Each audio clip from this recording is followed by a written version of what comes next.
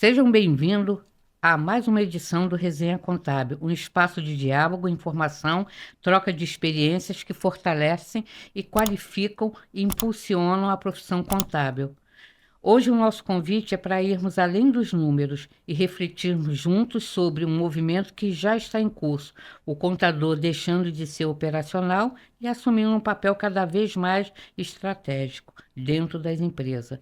Vamos falar de decisões, estratégias e resultado. São três pilares que sustentam uma contabilidade moderna, com ética, consultiva e verdadeiramente transformadora. Em um ano marcado pela transição da reforma tributária e por profundas mudanças no ambiente regulatório, o Resenha Contábil convida você a refletir sobre um novo papel do contador na construção de resultados e no futuro das empresas. Como convidado, hoje nós temos Newton Júnior.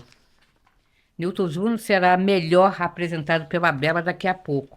Antes de começarmos a falar dele e do seu trabalho, vamos dar algumas notícias importantes no radar contábil. Os principais prazos. Antes de falar dos prazos, ontem o presidente do comitê gestor do IBS, Flávio César Oliveira, tomou posse do cargo, oficialmente, porque até então, né, todo mundo falava dele, mas ele ainda não tinha tomado posse. Ontem foi a posse dele. Ele é secretário da Fazenda lá em Mato Grosso também. E agora, também é presidente da Concefaz lá, e agora ele é presidente do comitê gestor do IBS, que não tinha pai, agora todo mundo vai voltar os olhos para o Flávio. Está perdido. Bom, dia 10, agora nós vamos ter o dia D.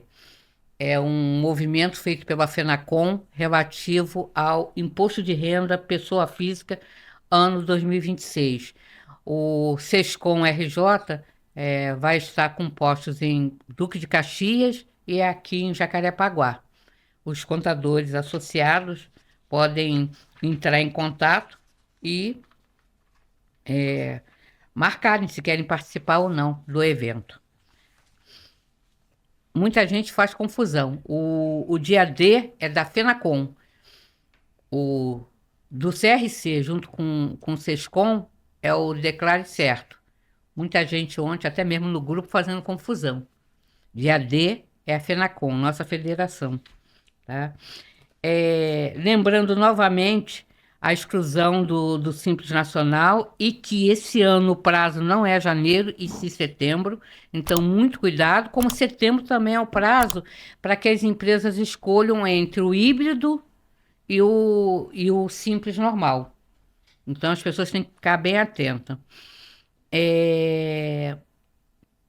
Lembrando também que pela primeira vez o IBAMA postergou a entrega do RAPP, que é o relatório ambiental de produtos, né, químicos perigosos que afetam. Por quê? Porque eles agora criaram formulários próprios para aquicultura, atividade florestal, recurso pesqueiro, e que é novidade. Então, eles resolveram dar o prazo. E com isso, também, quem já preenche o formulário tradicional também ganhou o prazo. Quem não conseguiu entregar até 31 de março, tem a oportunidade de entregar sem multa, sem penalidade, até 31 de maio. Bom, a Receita disponibilizou uma nova versão da DCTF 3.9, tentando consertar os problemas que a anterior não conseguiu. Muita gente ainda não resolveu, e agora talvez consiga resolver esse período de 2014 até 2024, né? Então, na hora que você baixar, tem que lembrar que é bom você fazer um backup das declarações antigas, baixar e puxar elas para a versão nova, para não correr risco de perder nada. O FGTS Digital passa a abranger os processos trabalhistas, que até então era apartado, a partir de maio está dentro. Eu acho que vai ficar melhor. A ferramenta a FGTS Digital, ela tem se mostrado de boa qualidade, então eu acho que agora vai ficar bem fácil, porque eles criaram os eventos, né, S2500, que gera um totalizador, que é o S5503. Então, atenção também para essa mudança, que agora, a partir de maio, vai junto com o FGTS Digital, não será mais apartado. No bloco técnico, vamos falar novamente para que fique atento e não acredite nas mentiras. A própria Receita se pronunciou, está lá na página dela, sobre as multas sobre CBS e IBS no período de teste e adaptação, com foco orientação e não punição. Então, qualquer dúvida, lá no site tem essa informação. Receita também ontem, na realidade foi dia 6, mas ontem é que foi mais comentada, ela liberou as novas regras da contribuição social e da DCTF Web. Então também é bom que dê uma lida, que é um material bem esclarecedor, tá? E ainda estamos aguardando o Conselho Federal, junto com a Receita Federal, que estava previsto liberar para início de abril o curso, né, gratuito, em parceria, mas ainda não temos notícia oficial de quando vai começar. Então, agora, Beba, apresenta aí o nosso convidado. Bem, boa tarde a todos. Temos como convidado hoje Milton Campos Marinho Júnior, CEO do Grupo Sênior, administrador judicial do TJRJ, contador, administrador e tecnólogo em gestão financeira e processos gerenciais. Possui especialização em Master of Business Administration, MBA em Controladoria e Gestão Financeira. Beba, sem querer te interrompendo, por que você não usou o nosso Sim, resumo? porque Porque o eu vou Nilton fazer. tem um currículo muito vasto. Eu vou fazer um resumo do resumo. Bom, com mais de 35 anos de experiência em mercado, atua impulsionando negócios de pequeno, médio e grande porte, acumulando sólido know-how nas principais áreas de consultoria empresarial. Possui vivência comprovada na recuperação de créditos tributários, totalizando aproximadamente 780 milhões, além de atuação contábil para empresas com faturamento médio mensal de 140 milhões, estruturando e gerindo operações de grande porte. É investidor empresarial e toda essa capacitação proporciona uma visão ampla estratégica capaz de gerar grandes oportunidades para negócios de todos os portes por meio de utilização de ferramentas adequadas e metodologias utilizadas. Newton, boa tarde. Boa tarde, tudo bem? O microfone é seu. Obrigado, querida. Pode falar. Tudo bem? Desculpe, ficou bom? Então, gente, muito obrigado aí pelo convite. Agradeço aí pela oportunidade de estar aqui compartilhando com vocês um pouquinho da nossa história, um pouquinho da nossa vivência. A contabilidade cresce e ela evolui quando a gente tem ações como essa, né, do Resenha Contábil, que historicamente vem trazendo uma exposição, né, de pessoas que utilizam da contabilidade para sobrevivência, da vida como ela é. Então, assim, parabéns pelo projeto, parabéns pelo programa. Espero de alguma forma poder contribuir com vocês, contribuir com a audiência, né? Um pouquinho da nossa vivência aí na contabilidade. Sem Bom, dúvida. Antes da gente entrar nos aspectos mais técnicos, né, vamos conhecer um pouco a sua trajetória e a sua visão. Então, fala para nós, como foi o seu início, né, na contabilidade e na administração? O que te levou a escolher essa área? Então, vamos lá. Em 1998, quando a minha formação é de técnico em contabilidade, né, eu sou formado de técnico em contabilidade em 98. Naquela época, a contabilidade não tem uma ação glamurosa, né? Quem fazia contabilidade realmente é quem precisava estudar e tinha a oportunidade de atuar numa área que fosse técnica. Fiz minha formação no segundo grau e, em seguida, fiz minha formação em técnico de segurança do trabalho. Naquela época, faculdade em contabilidade era muito difícil, né? Você, para poder fazer faculdade de contabilidade, tinha que ter muitos recursos, não era um momento que a gente podia se dar o luxo de fazer isso.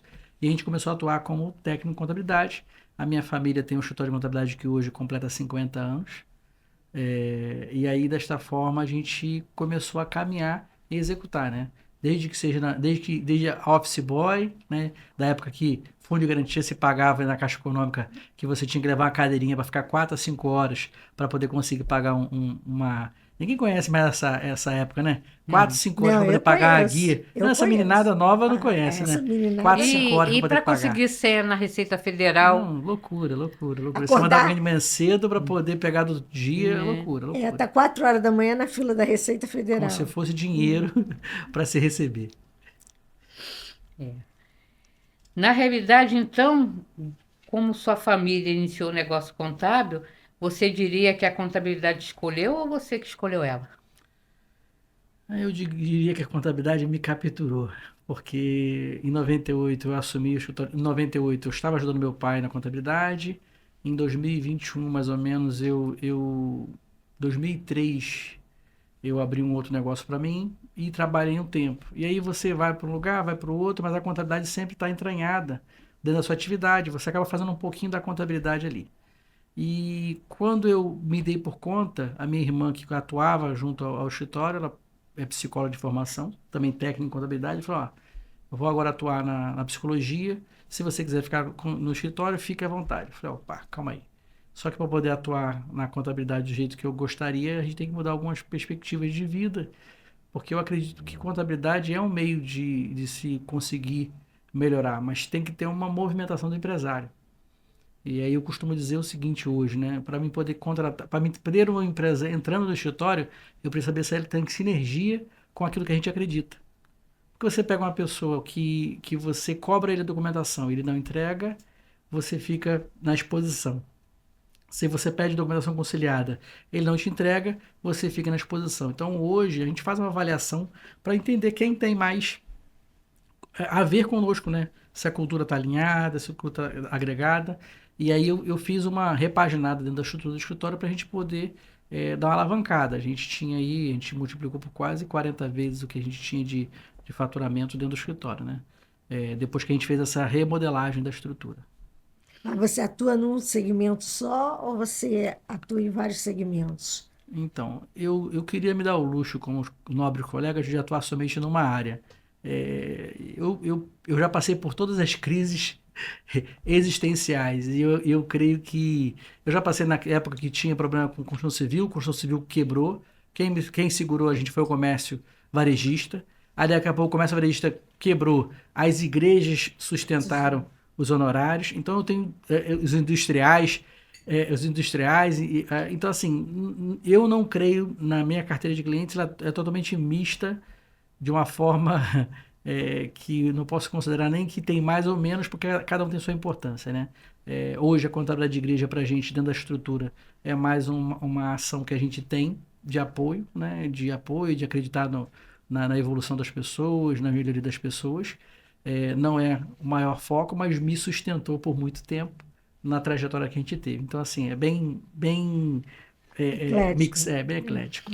Na realidade, eu acho assim, quando as pessoas falam de segmentar, eu segmentei porque acreditei que eu não teria capacidade para aprender sobre muitos segmentos. Então, eu escolhi indústria química, galvanoplastia, consultoria, paisagismo e terceiro setor. Escolhi. Então você vê, eu passei por crises como você passou, entendeu? E a última foi agora, final de 2024 para 2025. Eu perdi 2 clientes porque o Rio de Janeiro não consegue manter as pessoas aqui, as empresas, por vários problemas. Segurança, 2 grandes empresas de São Paulo para qual eu trabalhava aqui no Rio, fazendo fiscal e DP, não aguentavam mais ser. Eu não aguentava mais ir para a Polícia Federal. O pessoal da Polícia Federal dizia assim: não, ou você vai virar funcionário da Polícia Federal, ou você vai ser preso. Porque toda semana caminhões eram roubados. Por quê? Produtos químicos que são usados para refino de drogas. Então, controlado, Polícia Federal, Exército, né? Essa tralha toda. Então, você começa a fazer um trabalho, era dois grandes clientes muito bons, e aí eles desistem do Rio, largam instalações prontas, uma em Duque de Caxias, outra um pouquinho, quase chegando a Petrópolis, eles largam, porque Não é interessante, né? não é, porque toda vez assaltado, caminhões sendo levados ali no Metropolitano, os caras chegavam e levavam, e mercadorias que utilizada tanto para coisas boas como para coisas ruins. Tá? É complicado. Realmente é muito complicado hoje. Bom, eu ainda tive melhor do que vocês. Eu tive cliente cemitério. Era um cemitério, né, com 3 filiais, né, que me sustentou também por muito tempo.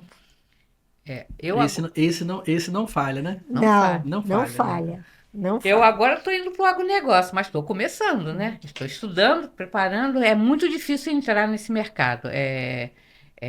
Eles não acreditam nos contadores do Rio de Janeiro. Eles querem contadores de São Paulo, Minas e Paraná. Onde tem. E aí meu grupo é até assim, né? Eu fiz até uma certificação de agronegócio da FEBRABAN, e aí eu queria conhecer um pouco mais do agronegócio para poder ver a questão do crédito do Proagro, né? Sim. No Rio de Janeiro você vê que não tem informação. Não tem. Não tem. nenhuma. Agora, teve lá em Itaguaí, né? Teve o Banco Sicredi. Eu até aproveitei e conversei lá com os presidentes do grupo Novo Horizonte, que é o que é responsável. Eu falei assim, vocês precisam abrir para o Rio de Janeiro como funciona o crédito, que o Paraná tem essa abertura muito grande.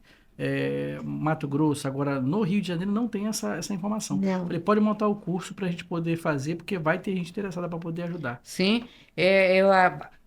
Rafael, a gente estava conversando sobre o agronegócio, não tem o ITR. Eu falei, só que a gente precisa de cursos mais robustos.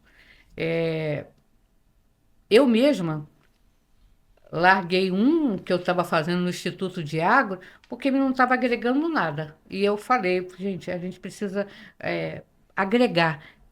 Não adianta você sentar na cadeira e ficar, sabe, você abre o livro, aí lê, Alguma coisa mais prática, alguém que entendeu? conhece, né? Alguém que já executa a atividade. E o maior problema que o pessoal do agro sofre é a falta de regularidade. Em tudo, em tudo. Entendeu? Às vezes, a pessoa. Primeiro, porque. E também o contador ele precisa entender que é um outro público. Você tem que ouvir mais do que falar. Você não chega neles assim. Vou falar. Não. Chega, oi, boa tarde, tudo bem? Vamos tomar um café, vamos sentar aqui. Aí, a maior parte é católica. A grande maioria do pessoal rural é católica.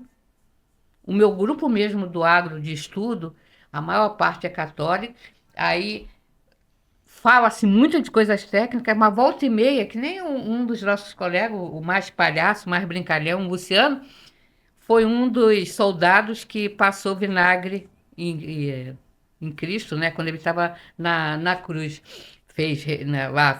Então, quer dizer, no meio contábil, fiscal, que a gente está estudando ali, vendo, de repente alguém vem e fala, olha, lá na igreja nós fizemos isso assim, assim. Tanto o contador de lá, ele é do Paraná, quanto o público do agro é outro público. A gente não pode querer tratar eles como a gente trata o nosso cliente urbano. Não, é outro papo. Quer fazer pergunta para ele, Bela? Vamos lá, vamos para a recuperação judicial. Como a contabilidade influencia decisões em processos de recuperação judicial, na sua opinião? Então, vamos lá. Primeiro que para fazer a recuperação judicial, a gente tem que fazer a perícia prévia, que é um procedimento que é realizado, né? Geralmente, o certo seria ser realizado.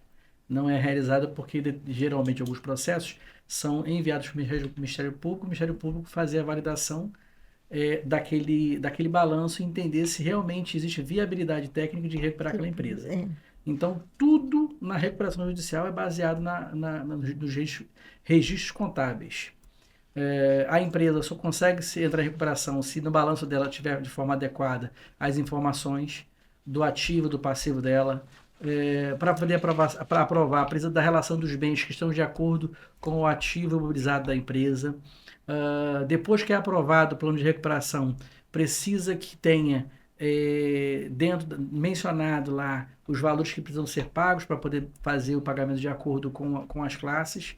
E o relatório mensal de administração, que é o acompanhamento mensal de toda a administração, é feito através de dados contábeis. Então, a contabilidade, a administração judicial sem a contabilidade, ela simplesmente não existe. E todo e qualquer profissional, seja de direito, ou administrador, ou economista, que vai usufruir do cargo de administrador judicial, ele não consegue realizar essa atividade sem a composição de um contador na sua carteira de parceiros ou na sua composição societária ou de funcionário dentro da sua estrutura. Então, assim, até por isso que o juízo hoje busca empresas que tenham pluralidade em atividades, né? Para poder ter a capacidade de absorver isso e entregar aquilo que ele precisa para poder fazer a avaliação. E aí, tendo um profissional de contabilidade que decifra esses números de forma adequada e demonstra e conhece como é que funciona o fluxo de caixa e a determinação do que é um balanço contábil e um balanço financeiro, né? Porque nem sempre o que tem de lucro contábil é o que demonstra no financeiro, o que o financeiro tem não demonstra. Então, a leitura desses números de forma adequada pelo profissional de contabilidade traz a certeza de que o juiz está sendo bem servido com as informações, tá? Então, assim, eu acredito muito que o contador pode contribuir muito na administração judicial, na recuperação judicial, para que as empresas possam fortalecer. E quem mais poderia fazer isso além do contador? Entrar na estrutura empresarial, entender as fraquezas dela e fortalecer, Esse cortar os contador custos. é nomeado pelo juiz. Nomeado pelo juiz, isso. Tá, e para que a gente possa, o público possa saber como é que esse contador chega até lá para ser nomeado pelo juiz. Então, aqui no Rio de Janeiro, por exemplo, é aberto pela ESAJ, Escola É Superior, superior, é, esqueci agora o nome. de Administração Judiciária. judiciária, Isso, isso. ESAJ. Ela abre, há muitos anos não abre, mas ela abre para poder capacitar advogados, contadores, administradores, economistas que tenham interesse de ingressar na parte da administração judicial. E aí, através do curso que é realizado, através do Notório Saber nas áreas que a pessoa se propõe, que seja economia, administração, contabilidade, advocacia, ele faz a nomeação e faz o cadastro. E aí você participa do cadastro do TJ, que, de acordo com a necessidade e a localidade que você escolheu, você é nomeado para esse fim. Eu estou falando porque eu escutei outro dia que o índice de empresas em recuperação judicial em 2025 foi muito grande. Se eu não me engano, foi um índice maior do que os dos últimos 5 anos, se eu não Correto. estou enganada, né? Então, eu acho que é uma boa oportunidade para os contadores ingressarem nesse campo também, né? Sim, com certeza. Então, o que acontece com o ano 2025?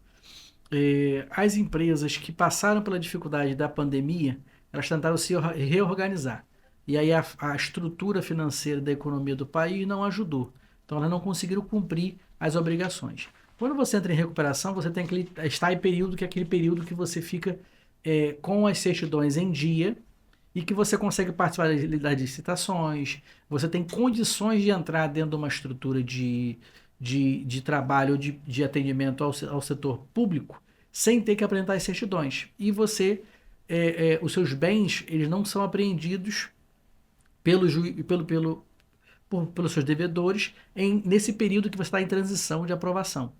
Então, para quem hoje está com uma dívida exorbitante e que precisa de um fôlego, esse período é interessante, que pode durar de 1 a 3 anos.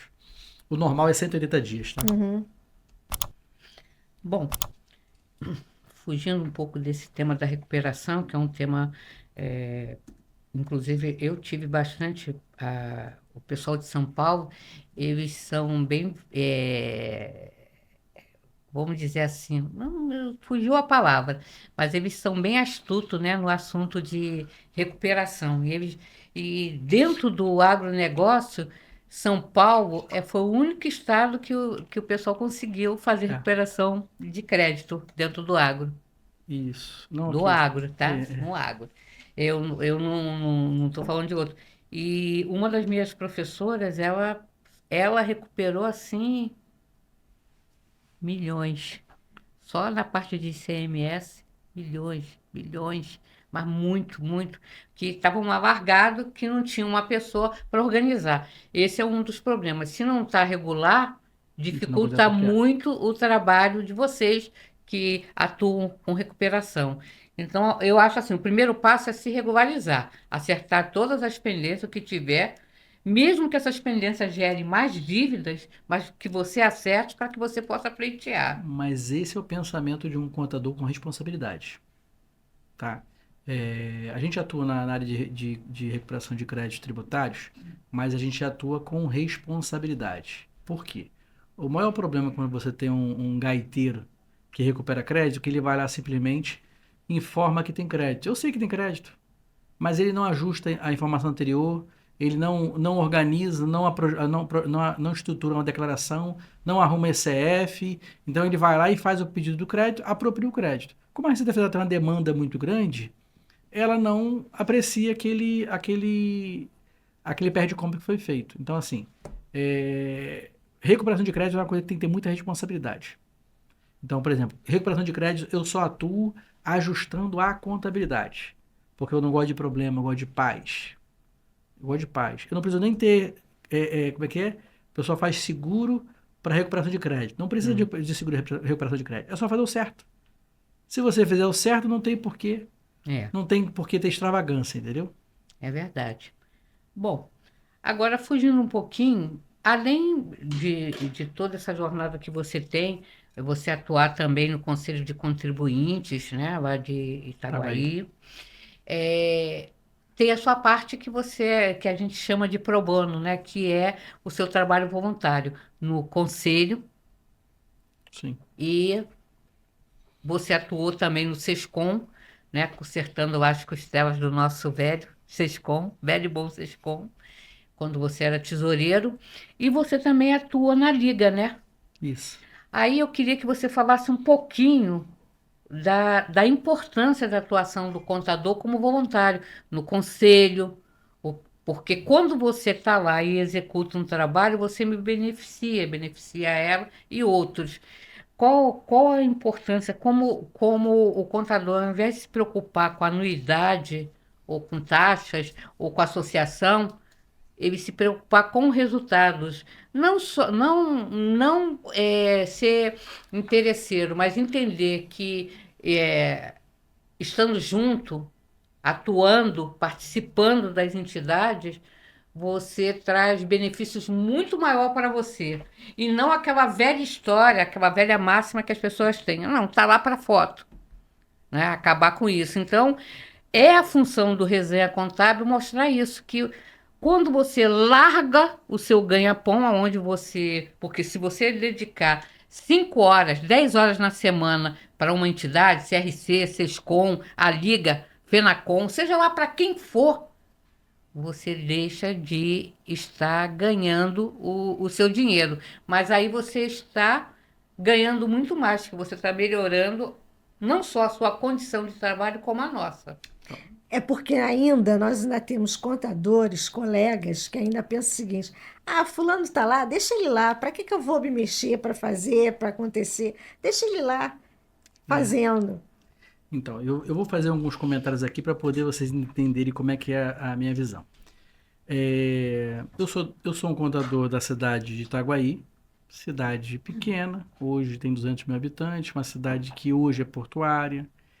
E eu tinha um escritório em Mangaratiba, tinha feito um pedido para poder ter uma delegacia em Mangaratiba quando abriu a oportunidade de concessão, né, Uhum. permissão dessa delegacia, como representação regional de contabilidade do Conselho Regional. E o Rafael, junto com o Felipe Ribeiro, junto com o Edilson, né, Rafa Machado, nosso atual presidente do conselho, esteve lá fazendo uma visita para gente. E aí ele gostou muito da nossa visão de mundo, da nossa estrutura, entendeu que ia colaborar com o Conselho de Contabilidade, nos deu a oportunidade através do nosso presidente Samir também, que era o presidente na época. Ele era vice-presidente, Rafael Machado era vice-presidente, hoje é vice-presidente do Conselho. E quando eu recebi essa oportunidade, eu comecei a participar dos eventos que o CRC proporcionava. E eu comecei a fazer avaliação. O contador ele avalia muito, né? Então eu comecei a olhar e falei, como é que esse povo consegue ter empresa, trabalhar, fazer um monte de atividade, consegue ganhar dinheiro e ficar postando para foto? Como? Como? Isso não existe. Não tem lógica. E aí, assim, eu sou muito grato, né, ao Edilson Júnior, uma pessoa que abriu meus olhos para um monte de sistema que tinham dentro da estrutura dele, que ele abriu de coração grato. Eu fazia, por exemplo, uma empresa que eu faturava 2,5 milhões por mês, eu tinha 6 pessoas trabalhando de 8 da manhã até 10 da noite. 6. Hoje, essa mesma empresa fatura 90 milhões, eu tenho 2 pessoas. Porque a tecnologia que ele me apresentou me deu a oportunidade de eu ganhar dinheiro. Então, assim, o acesso a pessoas inteligentes e estar com pessoas que pensam fora da caixa vale muito mais do que a sua hora de trabalho sozinha, enfornada no escritório numa mesa, sem estar perto de pessoas que querem o bem das outras pessoas. Então, assim, o relacionamento de estar perto de pessoas que querem mais pela sociedade, pelo crescimento da profissão, pela valorização da profissão contábil, faz com que você cresça. Automaticamente, trabalhando com ética e tendo representatividade, bons clientes chegam para você. Então, assim, a vida, né? Eu creio muito em Deus, eu creio que Deus abençoa quando você faz essa ação de bom grado. Então, agradeço muito a Rafael Machado, muito a Samir, muito a Edilson Júnior, né? Ao Maurício Luz também, meu presidente do Sescom, que me ajudou muito, Renato Mansur, pessoas que abriram portas, né? Para que a gente pudesse, de alguma forma, conhecer, ter relacionamento. Então, assim, hoje eu tenho relacionamento com pessoas que eu nunca imaginaria. Então, processos que eu demoraria dias, anos, as pessoas me ligam. Newton, eu posso te ajudar a resolver isso? Deixa eu te ajudar. Você tem um monte de coisa para resolver? Peraí que eu vou te atender rapidinho para você resolver, porque eu sei que você está ocupado. Então, a gente consegue ter acessos e oportunidades e muda a mentalidade. A mentalidade de entrega, a vida devolve muito mais. Devolve muito mais. A gente nasceu para servir. Nasceu para servir. Na verdade, existe um ditado que diz: você tem que dar para receber. Isso. Então, assim, eu sou apaixonado pela contabilidade, mas eu me apaixonei mais ainda quando eu mudei a mentalidade. A minha mentalidade era mesquinha e era pequena. De achar que o meu tempo não podia ser dividido com ninguém porque ele era meu. Não, meu tempo não é meu.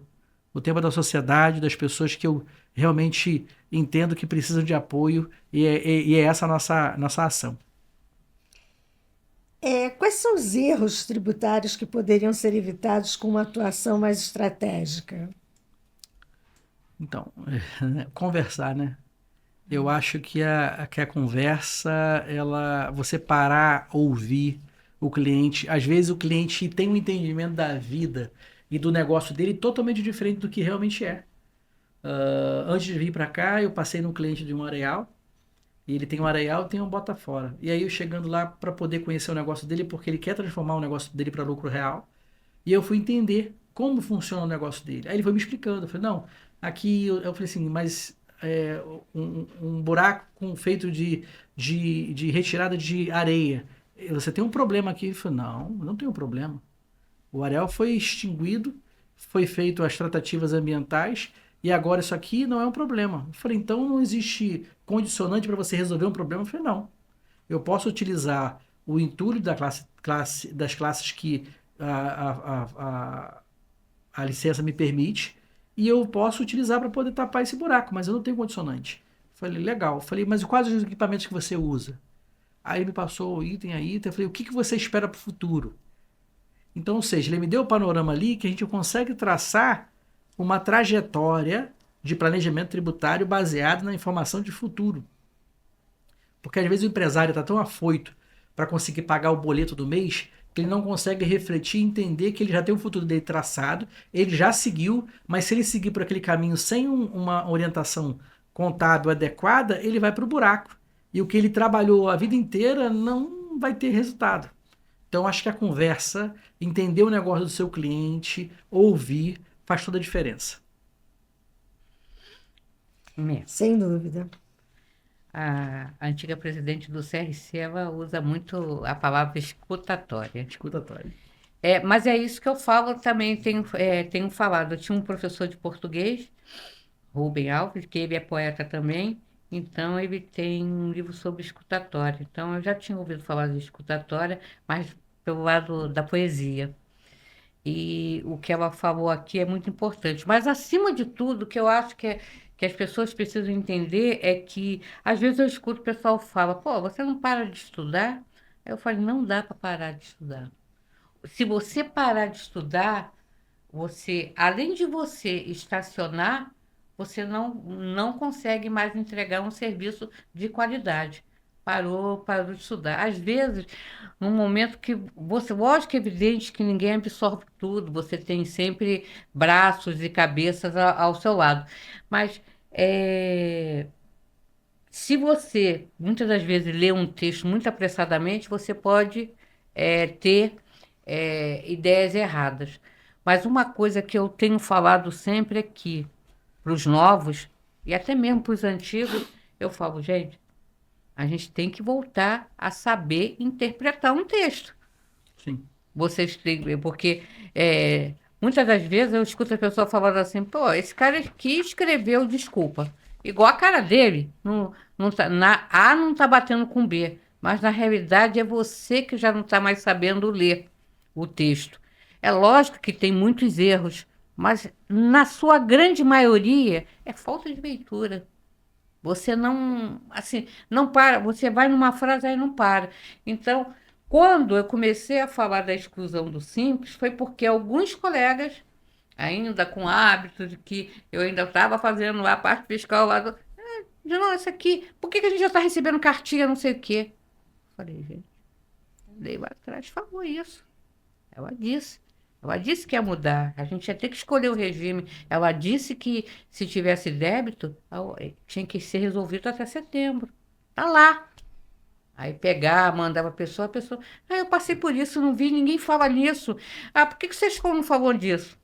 Então, assim, a pessoa, ela, ao invés de pegar aquela informação, partir para o estudo, ela quer arrumar o culpado pelo qual ela não fez o trabalhinho dela de casa. Então, por isso que eu falo, juntos, né, tem aquela frase célebre, juntos somos mais fortes,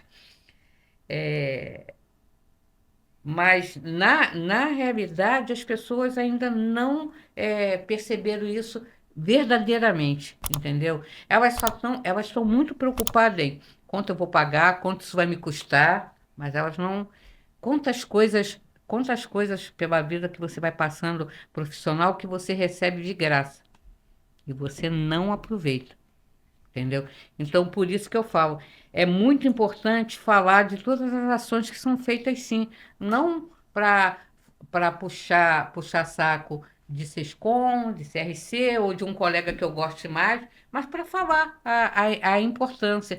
Às vezes, um professor, a Bela outro dia falou, ela foi diretora do Sindiconte há muito tempo. Ela falou, a gente fazia cursos e às vezes cursos com excelentes profissionais e às vezes tinha 10 pessoas, se tanto, assistindo o curso. E reclamando por que não tinha conhecimento. Exatamente. E você não tem ideia o trabalho que dava para você organizar aqueles cursos todos, né? Trazer professores de primeira classe, né? E tudo. E chegava na hora, só tinha meia dúzia. E depois reclamavam comigo mesmo que não tem curso disso. Mas como? Fiz o curso outro dia, né? Não soube, não sabia. Então, isso às vezes, o erro está em nós mesmos. Nós é que estamos errados. Nós como você falou, não queremos parar, não queremos conversar com um colega do lado. Eu não sei se você lembra, eu conheci você quando você foi delegado. Foi ali que eu te conheci. Por quê? Eu não sei o que eu estava fazendo. Vitória, lembra? Não sei, eu não me lembro mais o que eu estava fazendo. Aí eu falei assim, poxa, o CRC está abrindo várias delegacias e algumas delegacias não foram bem sucedidas. Aí eu não sei por quê, se não fizeram o dever de casa direitinho ou ocorrência da vida, não conseguiu conciliar. Porque eu me lembro que você estava, eu quero a delegacia, e a gente percebia que não era para aproximar mais o profissional do conselho para pessoa, como é que a pessoa ia se deslocar de lá, participar de coisas. Então você tinha planejado, como outros colegas, tá? O de Petrópolis também, você tinha planejado, você tinha um objetivo. Eu quero a delegacia porque ela vai ser boa para mim e boa para os colegas. Não existia aquele negócio, pô, que meu concorrente se lasque. Não. Você estava pensando ali Trazer conhecimento para no todos. coletivo. Então, assim, é muito interessante que as pessoas saibam disso. E de todo ter que largar, passar a noite ajudando a montar ou um ofício, ou mesmo ajudar quando a própria Receita pede nossa ajuda para que a gente escreva, dê alguma sugestão, alguma ideia. Muitas das vezes, olha, nós tínhamos um colega, como eu, como você, era técnico contábil. Ele se formou em ciências contábeis aos 84 anos. Conseguiu exercer como contador 2 anos. Depois ele faleceu. Ele tinha escritório aberto, trabalhando ativo, trabalhando mesmo, muito ativo. E ele sempre, ó, não tinha carro, andava de ônibus para baixo e para cima, ia para tudo quanto é lugar e não deixava de participar dos eventos. Sindicato, Sindiconte, Sescom Sindiconte, e CRC, ele ia muito no Sindiconte. Estava entendeu? sempre lá. Então, assim, para você ver, uma pessoa simples, um escritório pequeno no centro da cidade, mas ele trabalhava muito, Nilton, muito, entendeu? E ele ficava com vergonha, porque ele era técnico. Eu falei para ele, eu sou técnica também. Técnico Nossa, é orgulho, né? é orgulho. Orgulho, né? Quem Orgulho. não tem? Eu fiz a escola técnica e ainda 1 ano de escritório modelo. Eu tenho E orgulho. eu vou dizer assim, ó, hoje a qualidade de ensino de uma faculdade de contabilidade não chega aos pés do técnico de contabilidade, não. Não chega, não. Chega, não. Entendeu? Técnico de contabilidade, Eu ó, fiz técnico de ó, contabilidade técnico de também. contabilidade, ó, soa.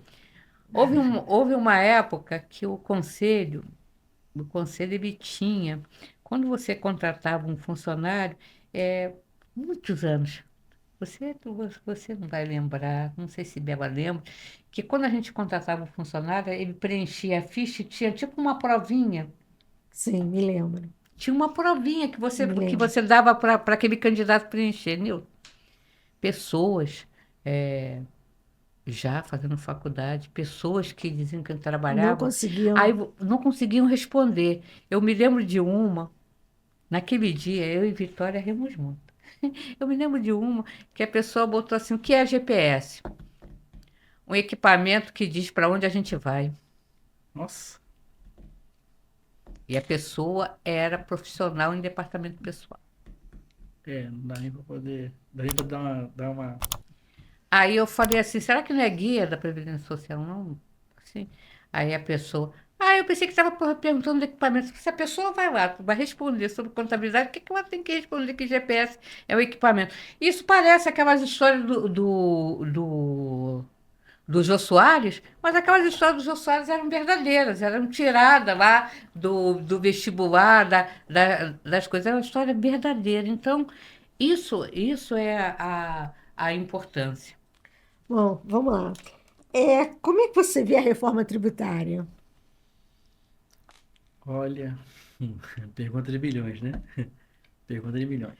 Eu vejo como uma grande oportunidade de sucesso, mas vejo também com muito risco.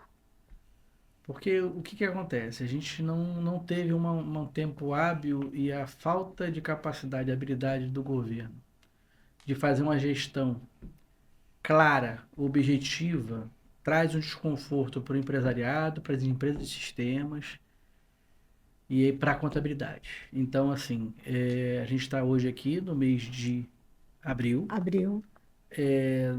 Já deixei bem claro para meus clientes que provavelmente em janeiro de 2027 vou cometer erros. Fevereiro e março. Falei, em abril eu acerto a sua vida, porque eu acredito que até 31/12/2026 haverá mudança na legislação tributária.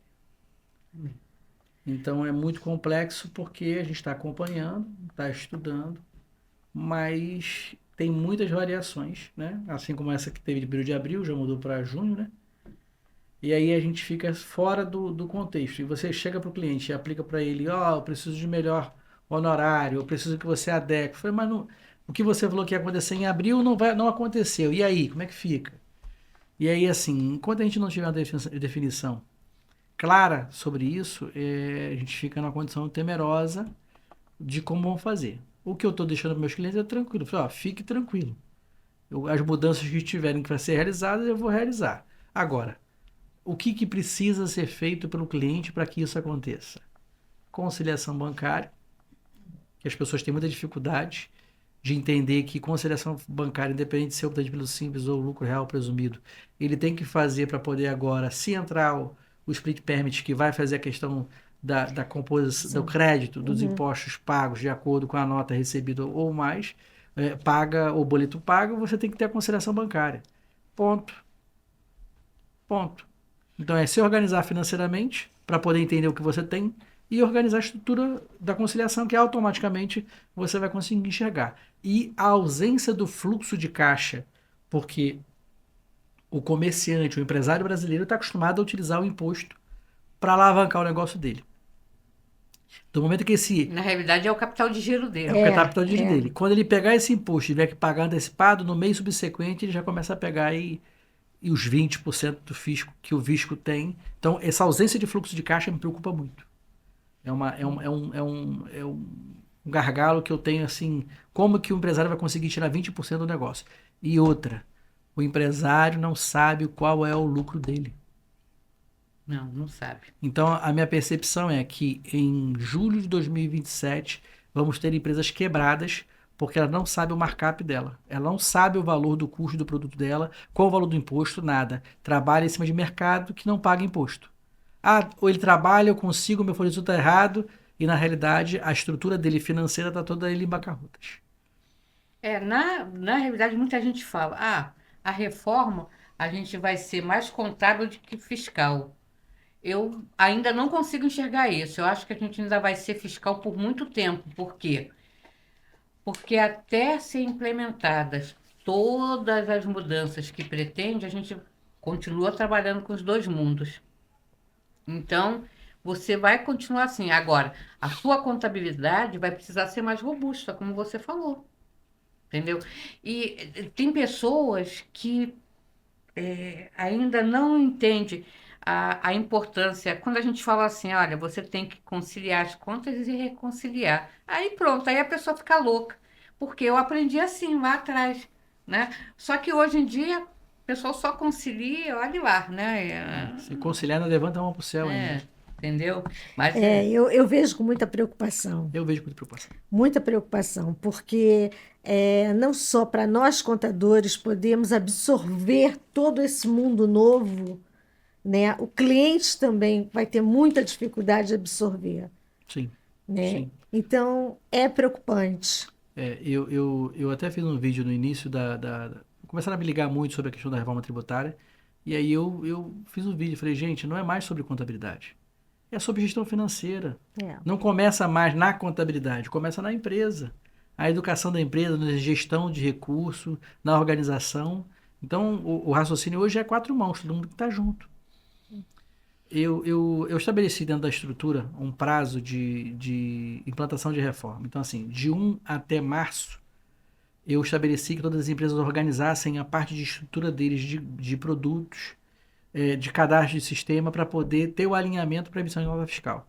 Aí, a partir agora de abril, a gente vai entrar com uma outra etapa, que não está decidida ainda porque o fisco já prorrogou para junho. E na realidade, por exemplo, as notas, o sistema de nota fiscal de serviço nacional ainda Não está cheio de. fizeram essa nova nota técnica em fevereiro para vigorar a partir de abril e ela ainda continua com problemas, causando muitas dúvidas, falta de entendimento, porque os campos ainda não estão lá preparados. Enfim, tem muita coisa Tem que. prefeituras que ainda não aderiram ao Nota Portal fiscal. Nacional da Nota Fiscal Eletrônica. Mas tem que São Paulo, prefeitura que aderiu, mas que não está que não usando. está usando. Por exemplo, São Paulo é uma delas. São Paulo aderiu, só que ela quer usar o sistema dela. Exatamente. E aí isso dá muito conflito para a gente, porque a gente tem que importar o XML para o nosso sistema e nós temos sistemas que não importa o XML. E como vai ser o futuro dessas empresas de sistema de software? Exatamente, Todo exatamente. dia. Olha, eu nunca tive tanta atualização no meu sistema como tenho tido de janeiro para cá. Nunca, nunca. Não tem, na semana, cada semana, não tem pelo menos duas. Meu sistema está em Atualizações. nuvem e tudo mais, não tem 2 ou 3 atualizações. Porque tem que tocar. Agora, uma coisa que você falou é que muita gente. Eu escutei um contador velhinho falando sobre isso. Ninguém está preocupado com esse speed não sei o quê. Ele é muito engraçado. Ele fala assim, esse speed não sei o quê. Ninguém se preocupa de onde que isso vai sair, não, né? De quem é que vai pagar essa conta no final. Ninguém se preocupa. E ele lá com a visão dele, que ele não está mais atuando, mas né, participa de alguns eventos mais, ele falou exatamente o que você falou. Agora, ou o financeiro fica bom ou não fica bom. Você vê. Vai ser o financeiro que vai mandar na empresa. Porque as pessoas elas não conseguem entender que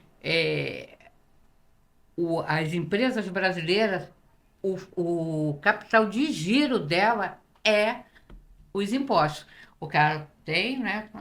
Utiliza aquilo para ir alavancando o negócio. Ele vai perder rapidamente isso e ele não vai conseguir respirar. Quem não tiver uma reserva, né?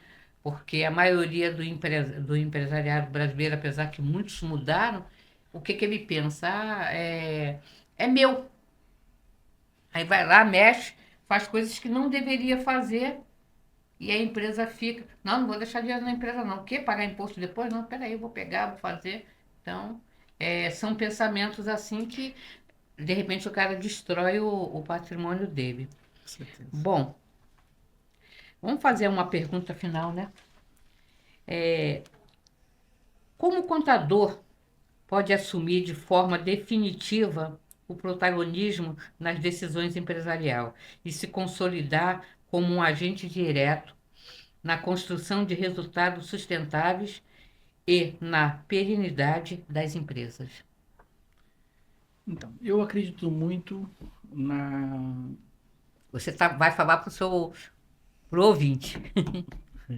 Eu acredito muito que a gente, como profissional de contabilidade que entende a fundamentação da estrutura da empresa, desde o seu nascimento até a sua finalização, a gente tem a capacidade de fazer com que essa mudança, né, do contador do operacional para o contador que entende todo o processo. E aí por isso que é a necessidade de estudar, estudar, estudar, estudar, para a transformação do contador para conselheiro. Eu tenho buscado essa formação acadêmica, ter essa capacidade de ser um conselheiro de empresas, que hoje eu atuo já como conselheiro de empresas, mas não tenho a formalização da visão de conselheiro, porque isso é muito novo dentro da estrutura. Mas hoje, por exemplo, vindo para cá, o cliente ligou, Nilton, eu tenho que fazer essa operação, qual é o melhor caminho, como é que é o correto de fazer? Porque as pessoas estão acostumadas a trabalhar de forma direta. Deposita. Não, deposita. Falei, quem está te depositando? Falei, não, mas a nota fiscal tem que cobrir você. Você não sabe qual é a origem da pessoa. Então, eu acredito que o protagonismo do contador seja na parte de aconselhamento, para que a empresa possa produzir melhor, para que ela possa tomar a direção correta, um conselheiro estratégico da diretoria, da empresa, da estrutura da empresa. através de treinamentos, através de gestão qualificada. Governança, né? Governança aplicada na empresa. Acredito que seja dessa forma. Bom, por incrível que pareça, está quase chegando ao final. Acho que a gente deve ter mais uns 10 minutinhos. E aproveitando aí esses 10 minutinhos, e voltando a estudos, nós tivemos aqui alguns colegas, professores, né, também presidentes do conselho, e uma coisa muito importante, tanto que Ladeira, Antônio Miguel, Zé Miguel,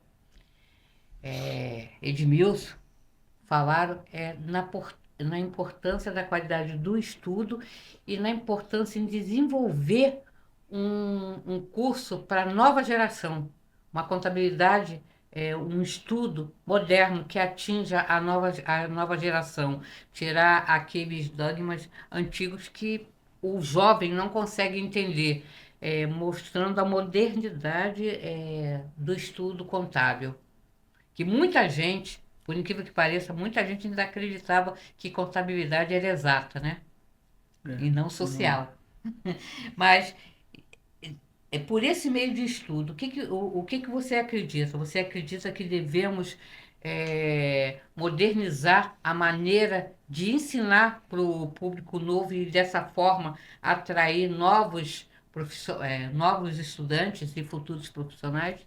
Então, o Conselho Regional de Contabilidade, através do Samir e do Rafael Machado, eles mudaram já a visão de como como a sociedade enxerga a contabilidade. Então, assim, eu acredito que essa modalidade de cursos, palestras, de eventos na cidade do interior, seja uma sensibilização para poder que a sociedade enxergue o contador de uma forma diferente.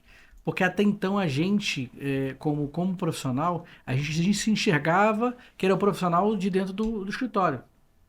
E aí quando você vai para eventos que têm uma dinâmica diferente, eventos, congressos, eu acredito que a nova turma, né, essa garotada que vem chegando, consegue entender que a gente consegue também ser bacana, ser disruptivo, como diz o querido Peon, e consegue ser técnico na entrega das informações adequadas para que a empresa possa crescer.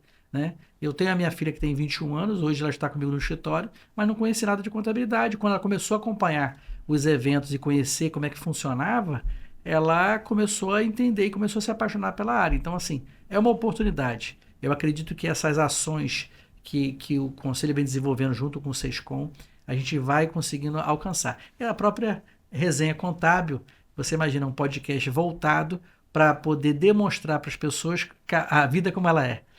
Eu acho que isso impulsiona também os jovens. Tá certo. Deixa eu só fazer a última. Fala um pouco, você é do Conselho de Contribuintes da Prefeitura de Itaguaí. Isso. Fala um pouco do comerciante de Itaguaí, do cliente em Itaguaí.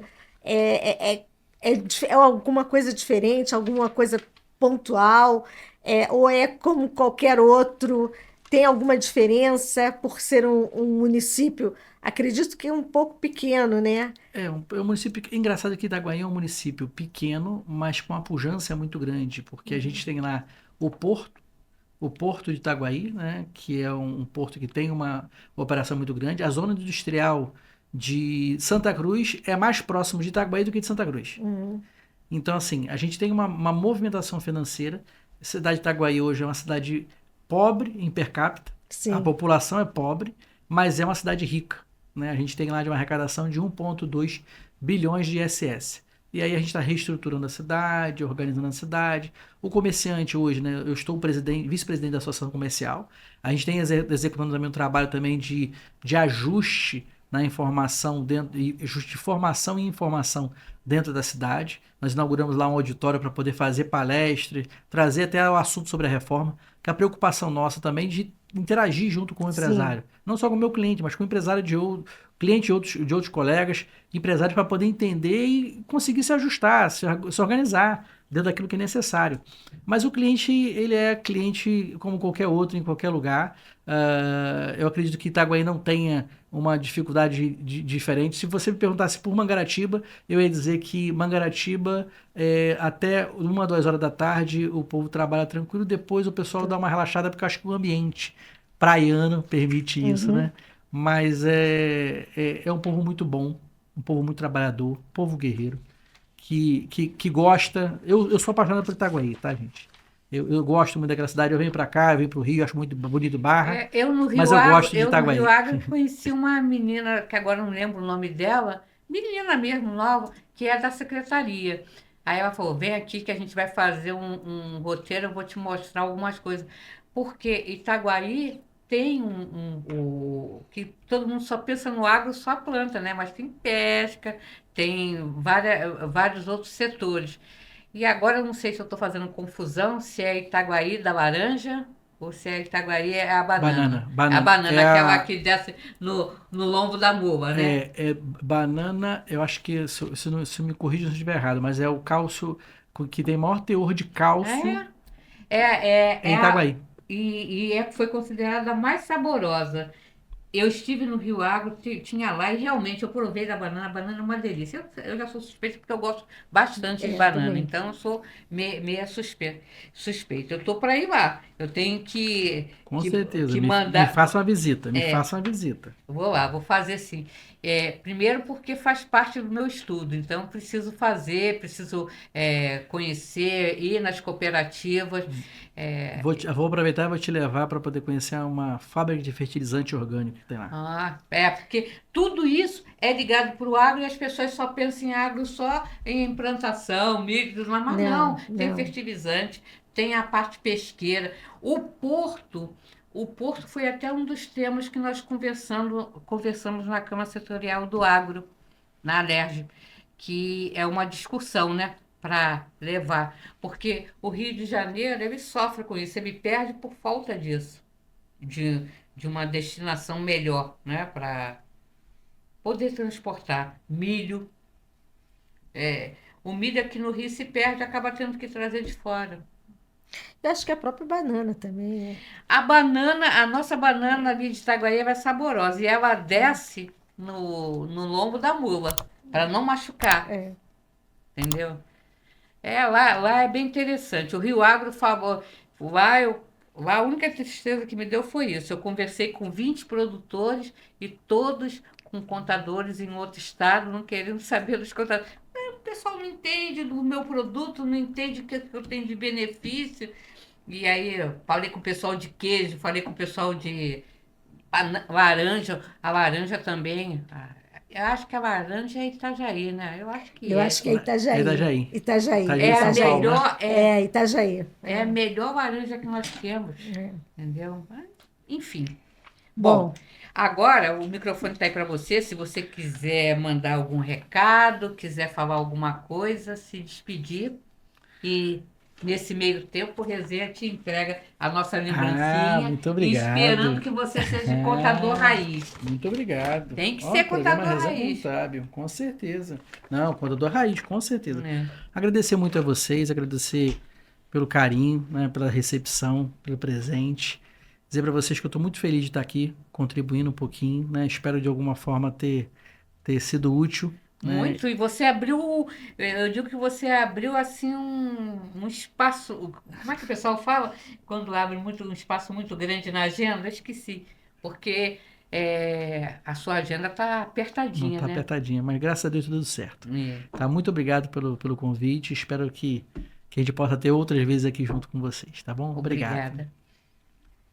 bom, primeiro eu gostaria de falar sobre os nossos meios de comunicação, que é o nosso rc.resenhacontábil@gmail.com, WhatsApp 21 967 856879, Instagram PROGR Contábil 2025, o YouTube rc.resenha contábil. Queria agradecer a Larissa e a outra menina que grava junto com ela, né? Que nós estamos esse tempo todo gravando, e nós sempre esquecemos de agradecer as Eu, duas, né? Então, muito obrigado por estarem sempre com a gente e muito obrigado também ao Rafael por estar nos cedendo esse espaço, né? E desejar uma boa tarde a todos e uma boa semana. Um abraço. Desejo uma boa tarde. Gratidão pelo seu tempo. Muito obrigado. Entendeu? E que a cada dia mais a gente traga profissionais que mostrem a importância de compartilhar, a importância de aprender. Tá? Uma boa tarde a todos. Obrigado.